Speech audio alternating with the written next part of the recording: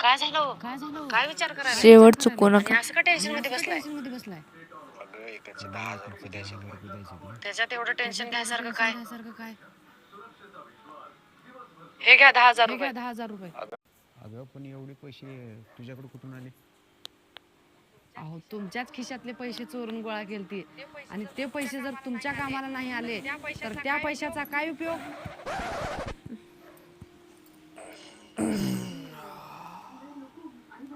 अहो पण पैसे कुणाला द्यायचे हे सांगितलंच नाही की. कोणालाच द्यायचे नाहीत पैसे. मग ते टेन्शन. अरे बापरे. ते मी असंच जरा व्हिडिओच्या बाबतीत विचार करतो. द्या मग माझे पैसे. कुठले तुझे पैसे? माझेच तर चोरलेले पैसे आहेत. नाही द्या नगद द्या माझे पैसे.